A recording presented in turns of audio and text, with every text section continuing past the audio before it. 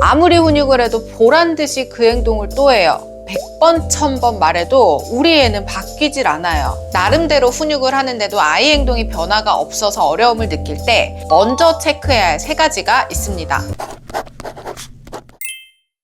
네, 안녕하세요. 이민지 육아상담소 이민주입니다. 한 주간 잘 지내셨나요? 나름대로 훈육을 하는데도 아이 행동이 변화가 없다는 고민들을 정말 많이 듣습니다. 아이의 행동 하나를 수정하기 위해서 어떤 습관, 규칙, 질서를 가르치기 위해서는 굉장히 오랜 시간이 걸립니다. 정말 가랑비에 옷 젖듯 아이가 성장해가는 과정에서 스며들듯 서서히 바뀌기 마련이죠. 그런데 우리 부모님들은 사실 2번째 똑같은 상황, 3번째 똑같이 말하고 또 4번째 반복해서 훈육을 하게 되면 이 감정이란 게 더 쌓이고 쌓여서 잘 참아내며 훈육하기보다는 갈수록 쉽게 화가 폭발하는 것을 느껴보셨을 거예요. 나름대로 훈육을 하는데도 아이 행동이 변화가 없어서 어려움을 느낄 때 먼저 체크해야 할 3가지가 있습니다. 첫 번째는 너무 안 되는 것이 많은 건 아닌지 한번 점검해 보세요.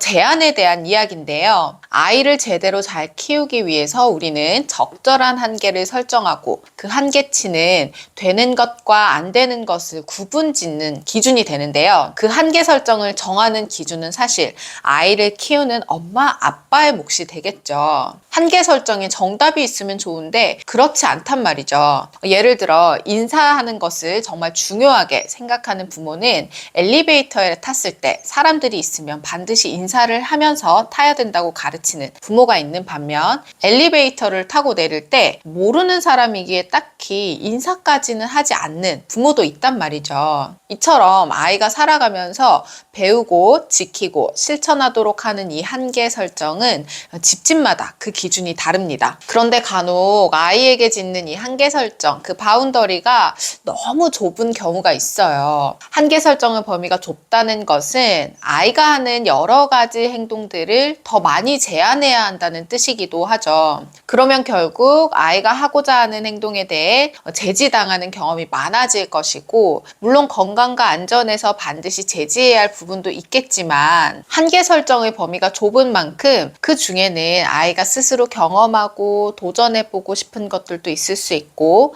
처음에는 서툴지만 계속해서 반복하며 터득해가는 것들, 시행착오를 겪으며 연습해야 되는 것들도 분명 있을 거예요. 이처럼 충분히 기회를 줄 수 있는 부분임에도 불구하고 손이 많이 가거나 또 치울 거리가 많이 생긴다거나 시간이 오래 걸린다거나 이 여러 가지 이유들로 제지하거나 그냥 부모가 얼른 해줘버리는 상황들 정말 많거든요. 아이 본인이 하고 싶은 마음은 사실 이만하잖아요. 뇌갑병이 정말 절정에 닿는 시기가 있기 때문에 엄마 이건 제가 스스로 해보고 싶어요. 아빠 이건 내가 잘 못하지만 도전해보고 싶어요. 설명을 하지 못하는 아이들은 결국 울음과 짜증, 떼쓰기의 연속이 될 것이고, 결국 부모는 그 울음과 짜증, 떼쓰기에 또다시 훈육을 하고 있는 상황이 될 거예요. 꼭 한번 점검해 보세요. 아이 연령에 비해서 다른 집보다 또는 다른 양육자보다 내가 아이에게 주는 한계 설정이 너무 좁은 것은 아닌지,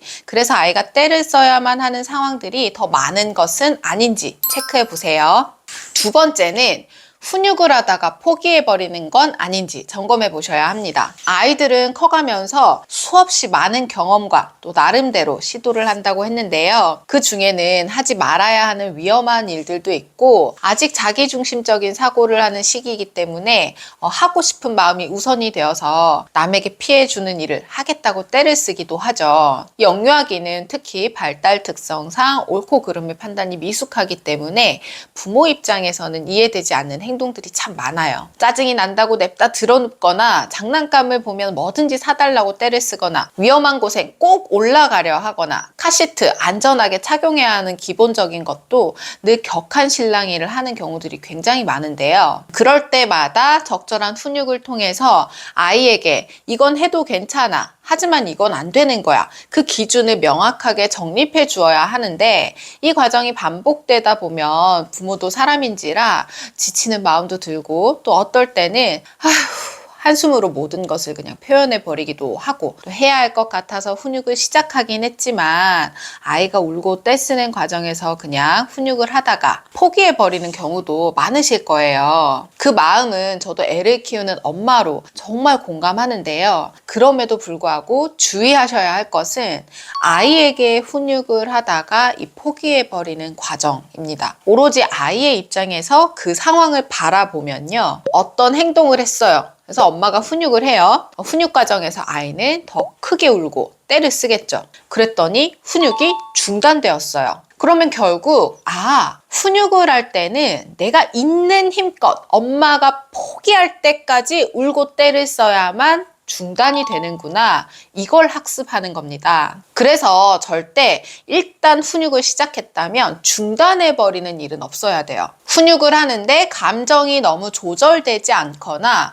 격하게 올라와 더 이상 이성적으로 훈육이 어렵다면 솔직하게 말씀해 주셔도 돼요. 지금 너가 한 이 행동은 안 되는 거야. 지금도 안 되고 다음에도 하지 말아야 하는 건데 엄마가 지금 너무 화가 나서 더 이상 말을 못할 것 같으니 잠깐 마음 가라앉히고 다시 얘기할 거야. 포기해버리는 것이 아니라 엄마의 감정에 대해 그리고 지금 이 상황에 대해 정확하게 전달하는 것이 필요해요. 이때 아이가 더 크게 울기도 하고 아니야 지금 해 지금 하라고 본인이 상황을 통제하려고 또 다른 포인트를 물고 늘어지며 떼쓰기를 하겠지만 정확하게 상황을 전달한 후에는 내 감정 처리가 될 때까지 무시하셔도 괜찮습니다. 여기서 엄마가 지금 못한다고 했지? 지금 혼내라고 떼쓰는 게 말이 되니? 이 엉뚱한 포인트로 휘말리게 되면 감정 조절도 훈육도 아이의 행동 수정도 아무것도 제대로 되지 않는 상황으로 종료가 될 것이 뻔하기 때문에 아이가 하는 말과 행동에 흔들리지 마시고 감정을 추스린 후에 훈육을 마무리해 주시는 것이 좋겠습니다. 자, 세 번째는 어떨 땐 허용하고 어떨 땐 안 되는 기준이 명확하지 않은 것은 아닌지 점검해 보세요. 마지막은 일관성에 관한 이야기인데요. 훈육을 할 때 그 어떤 육아서나 영상을 찾아봐도 무조건 따라오는 키워드가 바로 일관성이죠. 훈육법에 대해 찾아보고 공부를 하면 일관성을 유지하셔야 합니다 라는 이야기를 하는데 내가 훈육을 나름대로 하고 있음에도 불구하고 아이의 행동이 변하지 않는 것 같다면 반대로 한번 생각해 보세요. 일관성이 지켜지지 않는 훈육을 하고 계신 건 아닌지 점검이 필요해요. 내가 컨디션이 좋을 때는 허용해 주다가 아이의 상황과 무관하게 나의 컨디션이 좋지 않을 때는 안 돼. 지금은 하면 안 된다고 엄마가 말했지. 다음에 해, 다음에.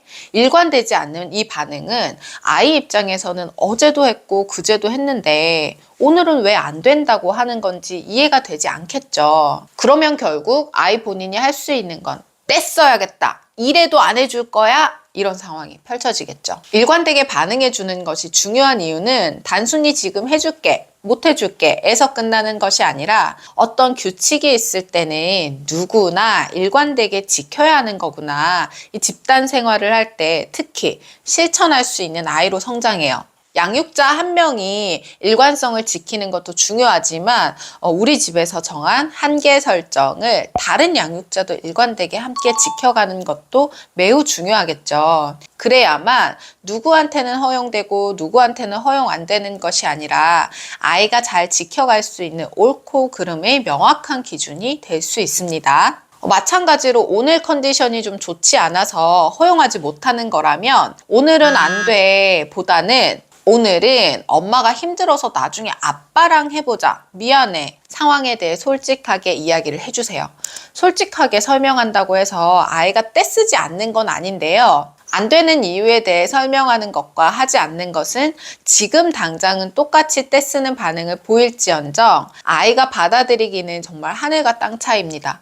조절 능력이 키워지면서 알았어 엄마 받아들이고 기다릴 줄 아는 힘도 생기니까요. 자, 이렇게 오늘은 훈육을 하는데도 불구하고 행동 변화가 없는 것 같을 때 체크해야 할 3가지에 대해 이야기 나눠보았는데요. 기본적으로 기억하셔야 할 것, 염두에 두셔야 할 것은 우리 아이들은 입력값을 주면 출력값이 나오듯 행동이 쉽게 쉽게 수정되지 않는다는 것을 알고 계셔야 합니다. 내 아이만의 문제가 아니다라는 것을 기억하시면서 이전보다 조금씩 나아지고 있고 목표치에 점차 도달해 가고 있는 것이 관찰된다면 충분히 칭찬해 주시고 또 훈육하고 계신 여러분들도 잘하고 계신 거라고 생각해 주시면 되겠습니다. 그렇지만 오늘 말씀드린 3가지는 꼭 체크해서 실천해 주시면 더 잘 성장하고 조금은 더 수월하게 훈육해 갈 수 있다는 점도 함께 기억해 주세요.